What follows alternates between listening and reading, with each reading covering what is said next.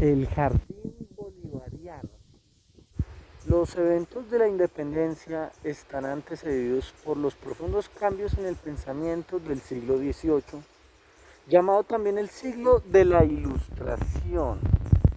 Los movimientos revolucionarios e independentistas fueron influenciados por documentos como la Declaración de los Derechos del Hombre y las ideas de Rousseau, 1712-1778, y Voltaire, de 1694 a 1778.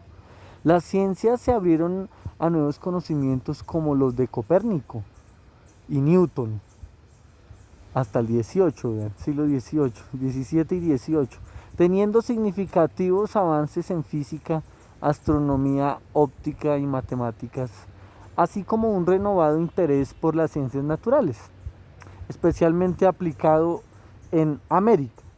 José Celestino Mutis influyó como ningún otro en la difusión de las ideas ilustradas. A partir de su cátedra de matemáticas en el Colegio del Rosario, emprendió sus estudios sobre la flora y la fauna desde su llegada a la Nueva Granada, o sea, aquí, en 1760, siglo XVIII colombiano. Son conocidos sus recorridos por los cerros de Guadalupe y Monserrate, donde encontró el té de Bogotá, fallido intento de un producto de exportación. Es especialmente recordado por haber sido el director de la expedición botánica desde 1783 hasta el año de su muerte en 1808. Además, fundó y dirigió el Observatorio Astronómico de Bogotá, centro de estudios científicos y también de tertulias sobre temas sociales y políticos.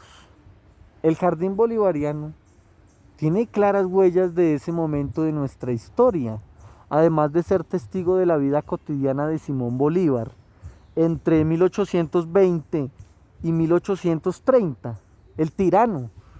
El tirano, ojo que estamos en su casa. El tirano vivió aquí 10 años.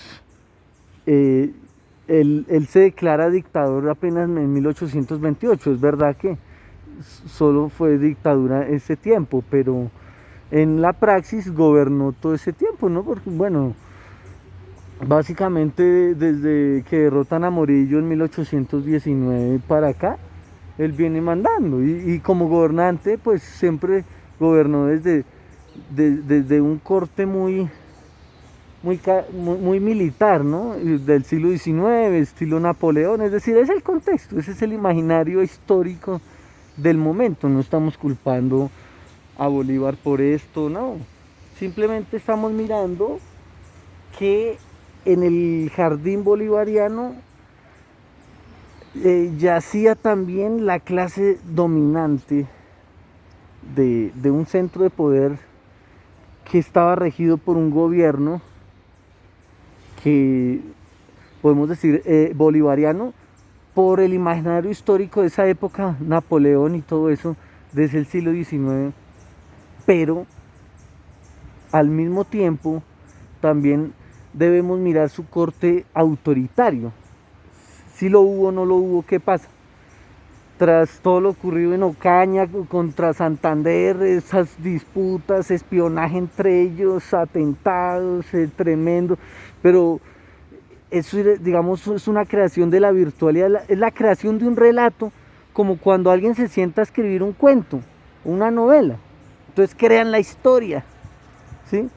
Crean la historia. Podemos hablar aquí de un giro decolonial. Una pregunta: pueden ustedes hablar de un giro decolonial, pero ya no con un relato exterior europeo? Ustedes dirán, vean, Rousseau, Voltaire, Napoleón influyeron. Hegel, el amo y el esclavo. Dialéctica entre el amo y el esclavo.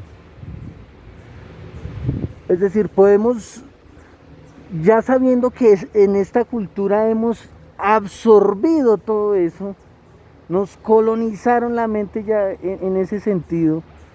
Entonces, la pregunta sería, muchachos, si es viable hablar de una especie de giro decolonial al interior de los conocimientos que a su vez están colonizados por otros europeos, etcétera, griegos, romanos. Entonces la civilización, digamos, entre Roma y Grecia, entre todo lo ocurrido, todo lo que podemos evidenciar, digamos, en una perspectiva incluso aquí, como lo ven, arquitectónica, a partir de ese conocimiento que ya está codificado, primero por un imaginario europeo, pero también ya interno, que es, vamos a hacer nuestra propia, digamos, nuestro propio gobierno, ¿sí? Pero entendido a partir de todos esos imaginarios de la autoridad militar, de la necesidad de obedecer, como el mismo Bolívar lo habla en muchos relatos. Entonces, una pregunta que a mí se me ocurre es si cabe hablar aquí de, pues digamos, un giro, como dice Enrique Dussel, un giro decolonial que nos permita poder ver más allá del héroe al ser humano que hubo y a toda la construcción del relato que se nos impuso y que supuestamente de una forma muy absurda, porque desde un punto de vista histórico no puede ser eso, y es pues básicamente esto, que el ejército que tenemos hoy es el mismo de Simón Bolívar de 1819. Ustedes lo vieron con Jean Paul el año pasado en el evento de pues todo lo que tiene que ver con la parte de la Semana de la Paz del año pasado, donde yo llevé a un señor que les dijo, a veces el poder construye relatos y apela a la historia para atribuirse legitimidad, ¿sí? Somos los seguidores, o sea, somos los mismos, ¿sí? Somos los sucesores.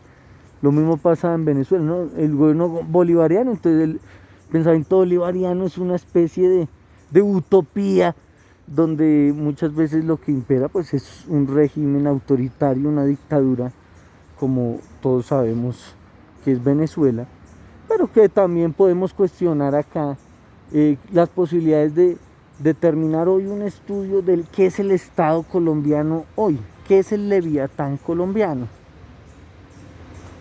¿sí? Si en ese estado de naturaleza despliega, en ese estado civil del Leviatán despliega su naturaleza salvaje al interior de la cúpula del Estado. Tenemos que ver eso sí o no.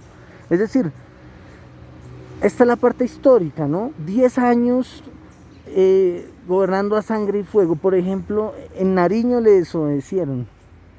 ¿Qué hicieron en Nariño? Bueno, en Nariño les desobedecieron y básicamente lo que podemos ver es que en Nariño, de alguna manera, lo que prima en esa época es una obediencia antes que mirar los problemas reales de ahí. ¿Qué hizo Bolívar? Viajó hasta el sur, masacró a todo un poco de gente en Nariño y bueno, a mí me hacen caso,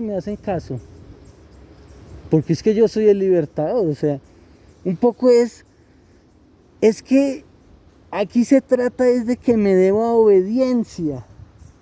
Aquí se trata es de que chito y obedezca, amo y esclavo. Porque yo no entiendo cómo es que un libertador viaja al sur a masacrar gente porque no se sienten de acuerdo con él en muchas cosas.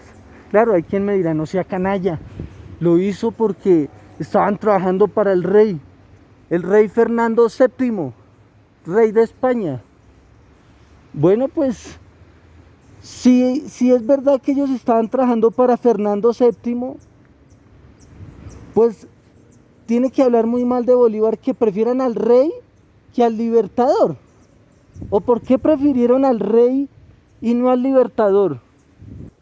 ¿Por qué? Es una pregunta válida, ¿cierto? Y me gustaría que ustedes reflexionaran sobre eso, pues dando su punto de vista, porque es válido estar también en otra posición. Miren que se me ha ocurrido en las clases tratar de defender ambas posiciones para que vean que yo quiero es que las vean, ¿sí? Ahora vamos a tratar de mirar en otro video después cómo diríamos lo contrario. Bueno, a pesar de las dinámicas propias de la naturaleza y de numerosas intervenciones,